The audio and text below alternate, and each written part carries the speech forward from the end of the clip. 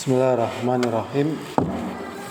Assalamualaikum warahmatullahi wabarakatuh.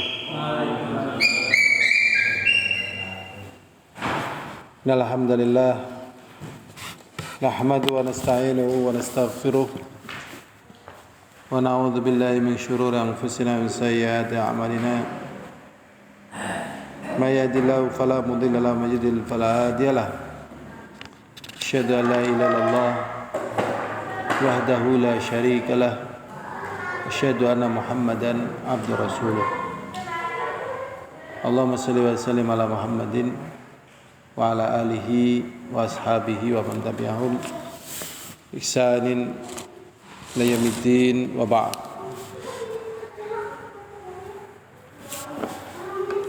Kita masuk kitab berikutnya dalam kitab Riyadhus Shalihin.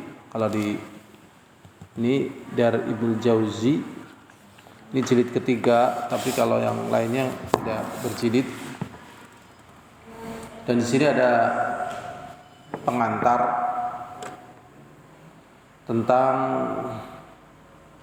perkara-perkara yang dilarang. Jadi kita masuk kepada Kitabul Umur Al-Manhi Anha, perkara-perkara yang dilarang. Jadi yang dimaksudkan dengan perkara yang dilarang adalah perkara yang bertentangan dengan perintah. Jadi perkara tersebut tidak diperintah. Maknanya kita diperintahkan untuk tidak mengerjakannya. Sedangkan ungkapan untuk menunjukkan perkara tersebut tidak diperintah atau dilarang dengan adanya la nahyah atau dengan kata peringatan iyyaka. Ini kalau dalam bahasa Arab, iyyaka wal kadhiba, artinya itu dilarang. Hati-hati kamu dari dusta. Iyyaka wadh-dhanna, hati-hati kamu dari menyangka.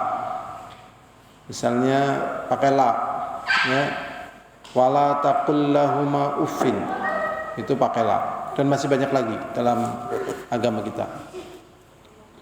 Kemudian secara khitab syar'i, perkara yang dilarang itu kita harus menjauhi semuanya.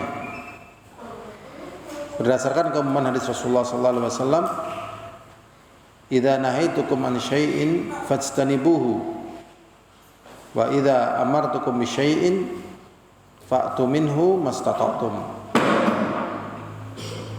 Apabila aku larang kalian dari suatu perkara, maka jauhilah. Dan apabila aku perintahkan kalian terhadap suatu perkara, kerjakanlah sebatas kemampuan kalian. Di bukunya antum penjelasan ini enggak ada. Iya. Ini muqaddimah, ya, muqaddimah dari pensyarat. Tapi sih nanti hadisnya ada.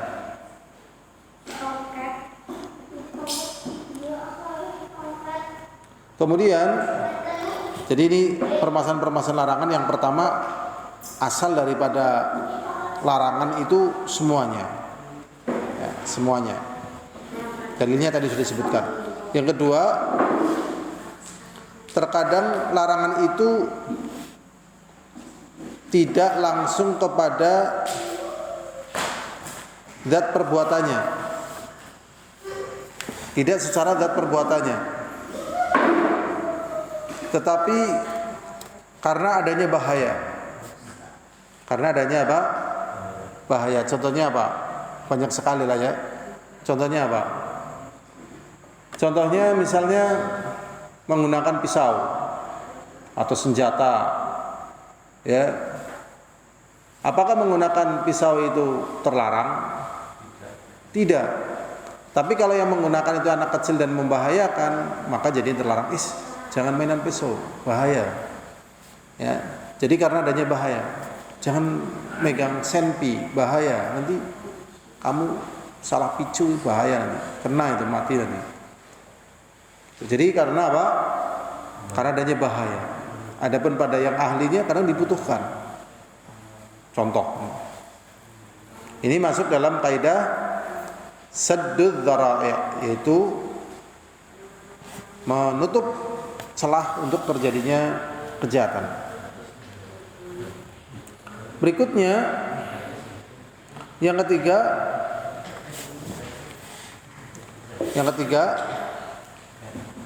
pengharaman sesuatu secara mutlak memberikan konsekuensi pengharaman secara bagian darinya. Pengharaman sesuatu secara mutlak memberikan konsekuensi pengharaman bagian darinya. Jadi kalau sesuatu itu diharamkan secara mutlak, berarti bagian-bagiannya juga haram. Kaidah ini pas banget ya tatkala berbicara tentang masalah anjing. Jadi anjing semuanya haram. Adapun yang mengatakan anjing itu hanya kepalanya saja, keliru. Ya, keliru semuanya, dari bulunya, ya, dari kukunya, semuanya nggak boleh. Lah air liurnya lebih-lebih.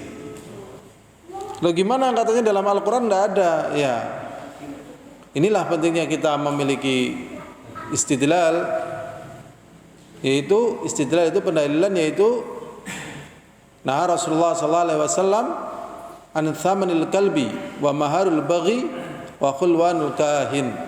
Rasulullah sallallahu alaihi wasallam melarang dari thamanul kalbi, yaitu uang dari menjual anjing. Kalau uang menjual anjing itu haram, berarti anjingnya itu adalah apa? Haram. Tatkala anjing itu haram secara mutlak, maka organ-organnya juga haram. Sehingga haramnya anjing berdasarkan hadis tersebut, dan haramnya anjing bukan hanya pada kepalanya, tapi seluruh organ tubuhnya. Ini pentingnya belajar ilmu agama. Katanya gampang tapi angel gitu lah. Katanya angel tapi ada rumusnya.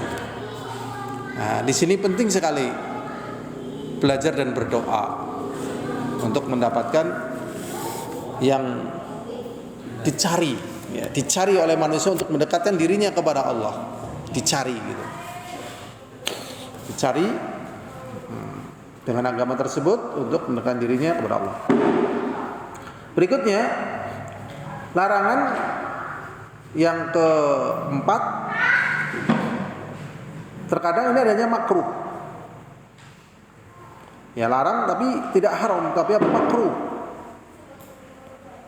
Terlarang tapi maknanya tidak haram, tapi makruh. Sebagaimana firman Allah Ta'ala dalam surat Al-Isra, ya, dari perkara-perkara yang haram, kata Allah SWT, kullu dzalika kana sayyi'uhu inda rabbika makruha. Yang demikian itu kejelekannya di sisi Rabbmu makruha, yaitu makruh. Disebutkan larangan-larangan, ternyata apa? Makruh. Wah, ini Masya Allah, ya. Jadi terlarang ternyata nggak mesti apa? Haram. Ternyata di sini apa? Makruh. Kemudian yang ke berapa ini? Ya, A B C D. D-nya tak B C D E 5 ya, jim. Yang ke jim.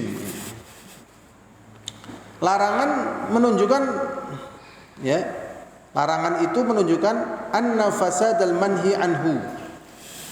Jadi kalau terlarang, ya, terlarang berarti perkara tersebut adalah fasad, rusak. Ya, jadi kalau terlarang berarti apa? Fasad, rusak. Lah rusak apa sih? Rusak yang nggak ada manfaatnya. Gitu. Fasad anhu rajihun ala salahi. Itu sudah nggak baik. Dasar diketahui perkara tersebut, yaitu sesungguhnya Allah SWT tidak memerintahkan kita kecuali pada perkara yang di situ, ya, ini sudah pernah dibahas ya. Jadi di sini kita nggak usah baca ya.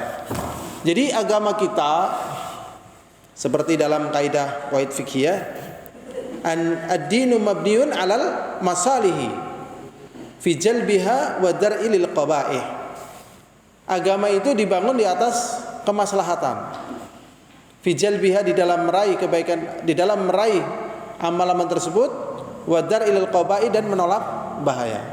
Sehingga kan kaidahnya sudah pernah kita sampaikan, perintah terkandung padanya khairun mahad atau maslahatun mahad, kebaikan murni. Atau yang kedua, terkandung padanya maslahatun rajihah, maslahat yang lebih kuat. Maksudnya lebih kuat misalnya begini. Ya, ini contoh ya. Ini contoh yang gampang saja lah. Contohnya yang gampang saja. Berarti contoh ini banyak sekali, cuman yang gampang-gampang aja. Lapar, udah pengen makan, di hadapannya ada makanan, tiba-tiba ada apa? Adzan. Maka maslahah yang rajihah adalah makan. Itu begitu. Adapun masalah yang mahad, contohnya ya, kebaikannya itu kebaikan murni. Contohnya misalnya mentauhidkan Allah, itu kebaikannya murni. Ikhlas, itu kebaikannya murni. Jadi agama itu terkandung padanya maslahah murni atau maslahah yang lebih kuat. Larangan terkandung padanya mafsadah mahad atau mafsadah yang lebih kuat. Pasti terkandung padanya mafsadah. Apakah mafsadah murni ataukah mafsadah yang lebih kuat? Ya, mafsadah yang lebih kuat. Contohnya, ini contoh lagi. Tatkala Dzul Khuwaisirah An-Najdi kencing di masjid. Kencing di masjid ini adalah perkara yang terlarang. Tatkala para sahabat melarang dia untuk tidak kencing di masjid, pelarangannya ini tidak diiyakan oleh Rasulullah, bahkan Rasulullah melarang. Stop. Sekarang menjadi permasalahan, apakah pelarangan Rasulullah kepada para sahabat untuk tidak melarang ya Dzul Khuwaisirah An-Najdi ini karena Dzul Khuwaisirah An-Najdi ini benar? Tidak. Cuman di sana itu ada ya bahaya yang lebih kuat. Bahaya yang lebih kuat dibandingkan kalau misalnya dia dilarang kencing di masjid. Karena kalau dia dilarang di masjid, itu nanti ada dua bahaya. Pertama, ya ini yang berhubungan secara pribadi, udah mau keluar akhirnya ditahan, akhirnya membuat sakit pada Dzul Khuwaisirah An-Najdi. Atau kemudian kedua, dia tidak mau menahan, kemudian dia lari, akhirnya najisnya merantak di masjid. Maka di sini Rasulullah melarang. Lah, melarangnya Rasulullah SAW karena terkandung padanya mafsadah yang lebih besar. Kalau antum pahami, seluruh permasalahan hukum positif, ya, apakah negara, perpolitikan negara dan seterusnya, sebenarnya bermuara pada perkara ini. Cuman masalah ini sudah. Jadi kalau antum misalnya mau bahas PPKM level 1, level 2 dan sebagainya, ada lockdown, ada ini, ada itu, ada ini, begitu. Itu simpulannya cuma gitu-gitu aja. Simpulannya cuma gitu-gitu aja. Jadi mainnya sebenarnya nggak banyak main ilmu ya.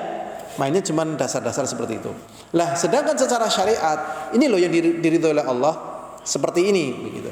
Sehingga perkara-perkara yang diperintahkan, perkara yang dilarang ini merupakan petunjuk. Merupakan apa? Petunjuk. Sampai di sini ada pertanyaan? Apa pertanyaannya? Terlarang tapi makruh, saya belum paham. Kalau boleh tapi makruh sudah saya tahu. Terlarang tapi makruh. Ya seperti misalnya kalian dilarang untuk makan pete atau jengkol gitu. Itu terlarang. Tapi makruh begitu. Bukan boleh. Boleh makan pete tapi makruh gitu. Terlarang tetapi makruh. Gitu. Tetapi kalau dia memang mau sholat, ini bisa menjadi perkara yang haram. Contoh lagi, terlarang tapi makruh. Wala sholata bihadratit ta'am wala yudafi'u al-akhbathan. Dan janganlah kalian sholat di hadapan makanan, dan janganlah kalian sholat dalam keadaan menahan kencing atau berak. Asalnya menahan kencing atau berak ini terlarang dalam sholat, dan terlarangnya ini apa? Makruh. Tetapi kalau kencingnya itu memang sudah ya mengganggu khusyuk, merusak khusyuk, maka ini menjadi haram karena merusak apa? Sholatnya nggak sah. Itu. Nah ini kan ternyata dalam hukum agama nggak bisa hantem kromo ya kan. Makanya benar ya, orang yang alim itu jadi ujian bagi orang yang jahil, orang jahil jadi ujian bagi orang yang alim. Karena agama itu kan ada istidlalnya, ada istimbatnya, ada ininya itunya dan sebagainya. Begitu. Ya jadi seperti itu. Al hukmu yaduru ma ilatih wujudan wa adama. Hukum itu berputar sesuai dengan asbabnya yang menjadikan halal ataukah haram, wujudan wa adama. Kalau memang ada wujud illah yang menjadikan haram, maka haram. Kalau tidak ada wujud yang menjadikan perkara itu haram, maka derajatnya menjadi apa? Turun ke makruh, atau mungkin turun lagi ke berikutnya. Misalnya orang kepingin kencing gitu loh, habis sholat mesti dia kepingin kencing, habis tatkala sholat dia kepingin kencing, tapi dia itu terkena sulusul baul, yaitu anyang-anyangan. Apakah dia harus membatalkan sholat? Padahal dia kebelet kencing, dan kadang keluar air kencingnya. Ternyata tidak. Karena apa? Kalau dia kayak gitu terus, kapan dia sholat? Kapan dia apa? Sholat. Ya, kapan dia apa? Sholat. Ini berputar bersama apa? Ilahnya, ya kan? Nah, makanya nggak bisa. Contoh nih, tadi ada orang yang nanya ke saya tentang masalah menghajikan. Ya, masalah menghajikan. Singkat cerita, setelah saya jawab, dia membawa fatwanya Syekh bin Baz gitu ya. Jadi Syekh bin Baz dari fatwa yang ada itu membolehkan taukil untuk menghajikan dari selain ahli waris. Di situ oh ya. Ya. Lah, pada permasalahan seperti ini itu sebenarnya permasalahan yang masih global. Karena menghajikan ini kan banyak rinciannya. Pertama, ini orang tuanya ini sudah haji atau belum? Ya kan? Kalau belum haji ada rinciannya. Kalau sudah haji ada rinciannya, begitu. Baik rincian secara hartanya atau rincian secara ya teknik menghajikannya. Nah, di Syekh bin Baz ini tidak ada. Ya, penjelasannya ya sesuai pada tempatnya lah, karena ini kita tidak membahas tentang masalah itu, ada yang kita tidak jelaskan. Tapi syahidnya di sini, ya syahidnya di sini, terkadang orang menjumpai hukum itu tidak secara apa? Utuh. Nah, orang akan memahami ini boleh kok menghajikan, begitu. Nanti ada orang lagi membawa, oh nggak boleh menghajikan kecuali kalau wasiat. Nah, ada lagi membawa misalnya, boleh kok menghajikan, nih buktinya ada. Jadi siapa saja yang pingin saya hajikan sini, nggak apa-apa.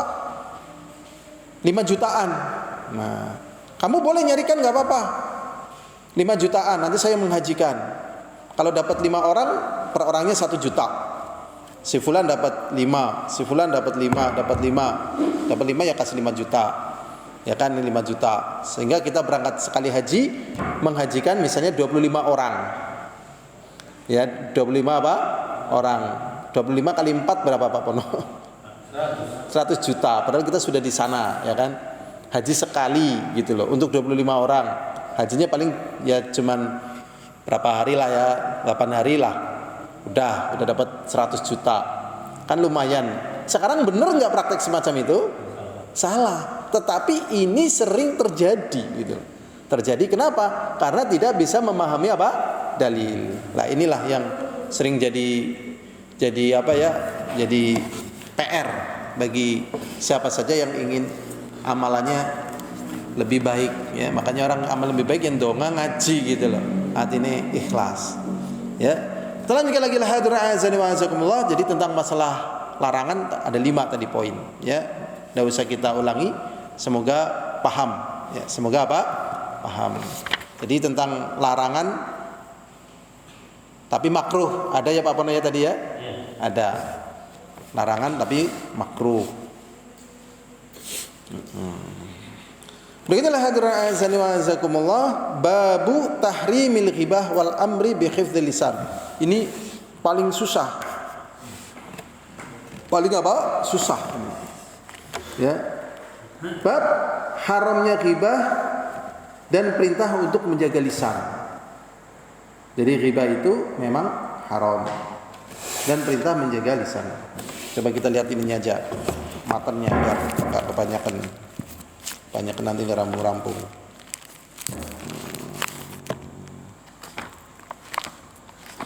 Mana ya? Nah, ini langsung. Firman Allah Subhanahu wa taala, "Wala yaghdab ba'dukum ba'dha." Dan janganlah sebagian kalian menghibahi sebagian yang lain. Ini definisi ghibah harus paham. Definisi ghibah bagaimana? Siapa yang masih ingat definisi ghibah? Definisi ghibah bagaimana? Siapa yang masih ingat? Sukirman tahu definisi ghibah? Haris tahu? Dzikruka akhaka bima yakrah. Yaitu menyebutkan keadaan saudaramu pada perkara yang dia tidak sukai. Ada nggak keadaan yang dibicarakan tersebut? Ada. Yang dibicarakan itu ada. Tapi kalau disebutkan dia nggak suka, itu namanya apa? Ghibah. Lah kalau nggak ada namanya apa? Dusta. Jadi kalau tidak ada namanya dusta, kalau ada namanya ghibah. Dzikruka akhaka bima yakrah. Dan janganlah kalian menggibahi sebagian kalian dengan sebagian yang lain. Ayuhibbu ahadukum ayyakula lahma akhihi maitan fakarihtumu. Sukakah salah seorang di antara kalian makan bangkai saudaranya, makan daging saudaranya yang sudah mati? Dusta dengan fitnah. Sebenarnya dusta itu asalnya ya, kemudian berkembang menjadi apa? Fitnah. Contohnya aku ndeleng kayak Aisyah radhiyallahu anha bersama Sofwan bin Al-Mu'attal melaku bareng loh, wong loro loh, ya kan? Nah, melaku barengnya di sini memang betul terjadi, tetapi kan bukan disengaja. Sedangkan beritanya ini kan dengan berita dusta, seakan-akan disengaja. Awalnya berupa berita dusta, akhirnya menjadi fitnah sampai gejolak yang luar biasa besar. Jadi fitnah itu berawal dari dusta-dusta, ya. Kasus pembunuhan, nggak mau ngaku, karena akhirnya jadi saling dusta gitu. Iya itu, ya al fitnatu asyaddu minal qatli, karena dengan fitnah tersebut sampai muncul pembunuhan-pembunuhan yang besar. Jadi pembunuhan-pembunuhan besar pun karena apa? Fitnah. Makanya hati-hati sekali ya, memunculkan fitnah itu hati-hati sekali. Karena itu nanti akan menjadi satu perkara yang mengganggu ya, mengganggu sekian banyak kebaikan yang harusnya terjadi. Sukakah salah seorang di antara kalian makan daging saudaranya yang telah menjadi bangkai? Fakarihtumuh, niscaya akan benci. Wattaqullah innallaha tawwabur rahim. Dan bertakwalah kalian kepada Allah, sesungguhnya Allah Maha Pengampun dan Maha Penyayang. Jadi bukan hanya pengampun tapi juga Maha Penyayang. Bukan hanya Maha Penyayang tapi juga pengampun. Dan juga firman Allah Ta'ala, wala taqfu ma laysa laka bi'ilm. Dan janganlah kalian mengikuti segala sesuatu yang kalian tidak tahu ilmunya. Yang repot di masa kita ini, tatkala kita tidak tahu ilmunya, kita dipaksa harus tahu ilmunya gitu loh. Padahal di sini Allah memberikan uzur, tatkala kita tidak tahu ilmunya, kita boleh abstain gitu loh. Abstain itu sebenarnya boleh dalam syariat. Wah, nggak tahu ilmunya kok. Bahkan kita dilarang mengikuti sesuatu yang tidak tahu ilmunya.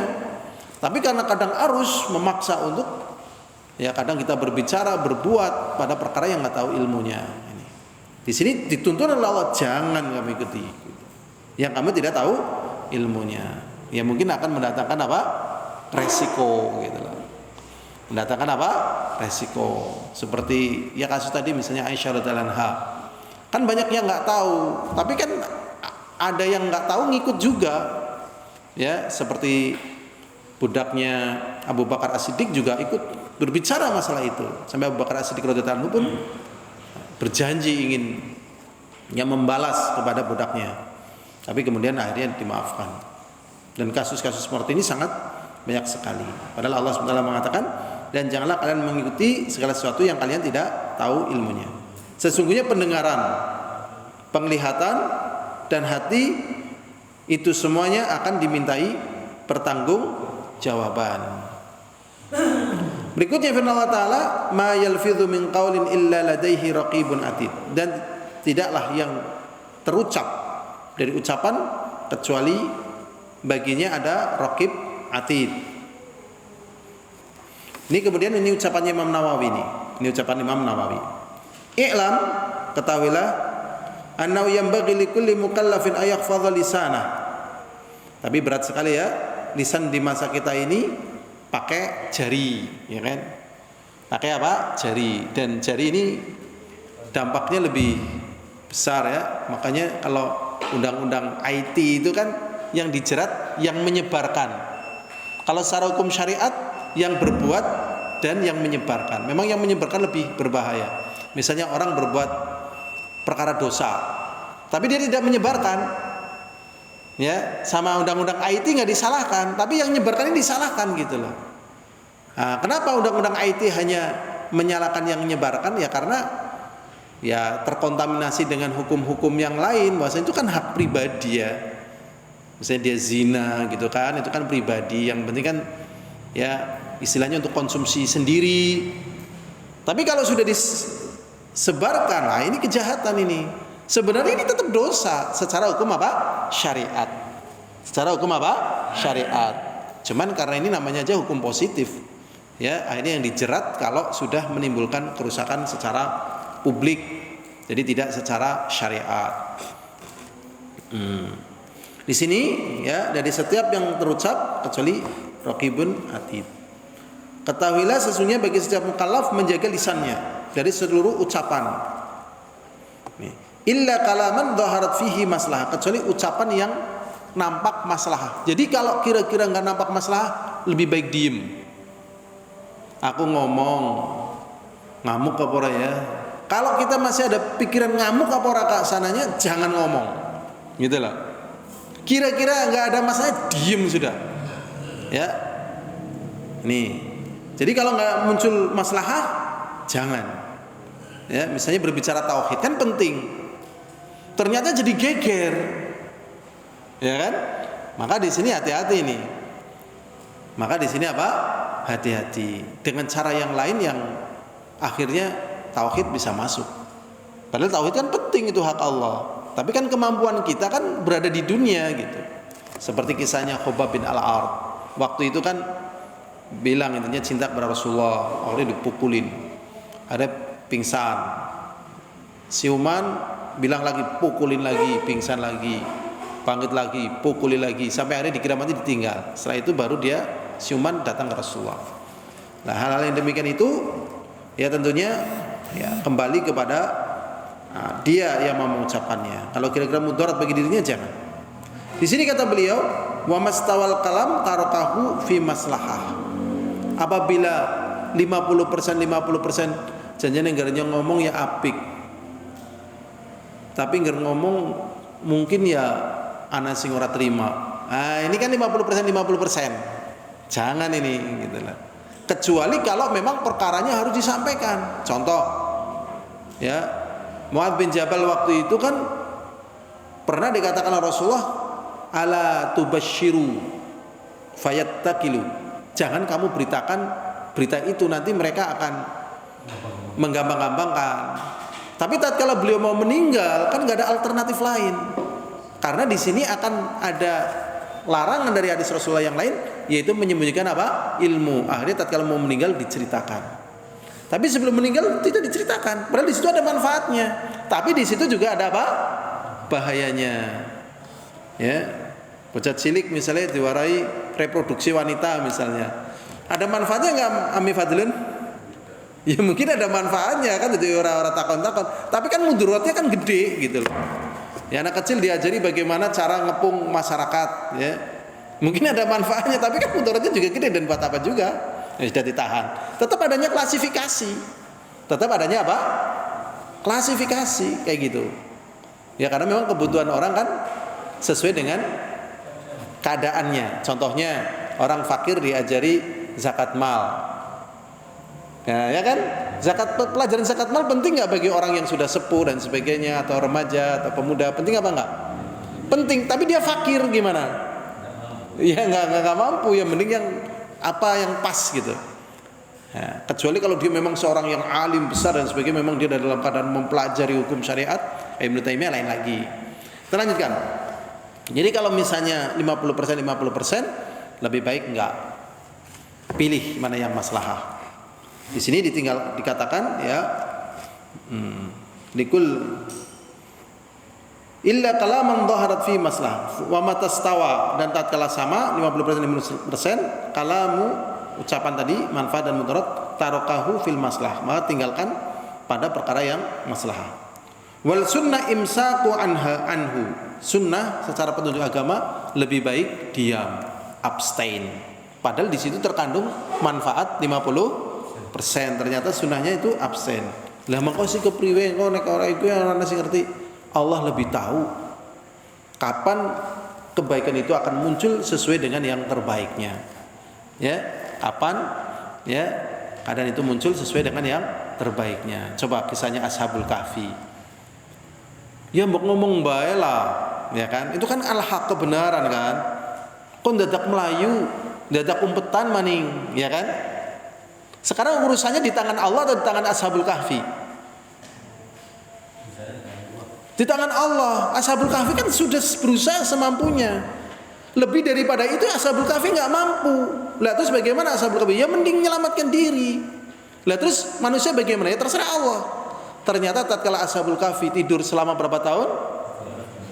309 tahun. Tatkala bangun, keadaan masyarakatnya sudah berubah. Yang berubah Ashabul Kahfi atau siapa?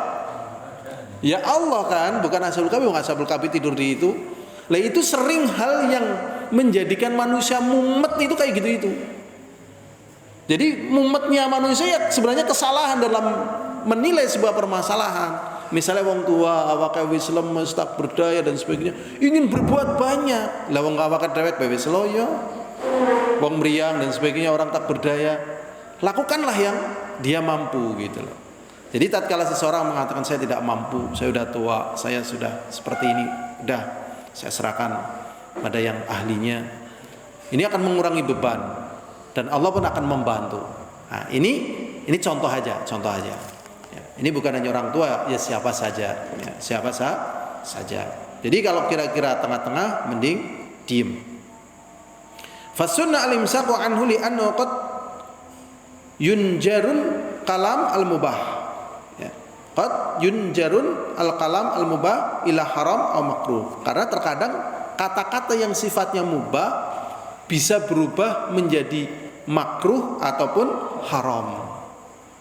Bisa nyeret gitu loh. Ya, nyeret. Wa dzalika katsirun fil 'adah, dan ini banyak terjadi pada adat kebiasaan. Wassalama la ya'diluha syai', sedangkan selamat tidak bisa terhitung dengan apapun. Makanya kadang orang-orang yang suka ngelawak niatnya ngelawak, ternyata membahayakan diri sendiri dan kadang membahayakan orang lain. Gitu. Iya. Masih ingat orang yang bilang ini masalah uang yang dulu 500 rupiah kan? Lah ini mbahnya gitu, mbahnya kan uang 500 rupiah waktu itu gambar ketek ya kan? Nah, akhirnya ditangkap orangnya kan? Gitu. Udah lupa ya antumnya. Nah itu kayak gitu. Dan itu masalah seperti itu banyak. Ini buat contoh aja. Ya. Dan ada hal yang mungkin tidak berbahaya secara seperti itu, tapi berbahaya secara akidah dia. Seperti kisahnya orang yang istihza, ya, akhirnya dia malah dikafirkan oleh Allah Subhanahu wa ta'ala. Salah dia. Ya kalau istihza pada perkara yang benar, bukan ikhtiza, bergurau pada perkara yang benar, ya tidak mengapa. Contoh, Rasulullah mengatakan, ya tatkala ada wanita tua, ya tidak ada di surga itu wanita tua gitu. Ya, tidak ada wanita yang tua di surga. Sedangkan dia tua. Kan dia memahami, berarti dia tidak akan masuk surga. Dia sedih nangis gitu loh. Nah, ini kan kayak bergurau, tapi benar. Nah, baru dijelaskan maksudnya adalah nanti yang tua pun kembali muda. Uruban atsroba, yaitu sebaya. Sebaya maksudnya seumur, sekitar 25 sampai 30. Karena usia itu adalah usia yang paling apa Pak Pono? Paling prima ya. Usia itu paling prima ya. Itu. Nah itu bergurau, tapi kan memang demikianlah syariat. Semoga Allah SWT bimbing kita dan kemudian Allah menjadikan amalan kita adalah amalan yang berpahala dan kebaikan tatkala kita memilih meninggalkan apa yang dilarang, walaupun dalam perkara yang masih di sana ada kebaikan yang sebanding dengan adanya bahaya. Subhanakallahumma bihamdika asyhadu an la ilaha illa anta astaghfiruka wa atubu ilaik. Assalamualaikum warahmatullahi wabarakatuh.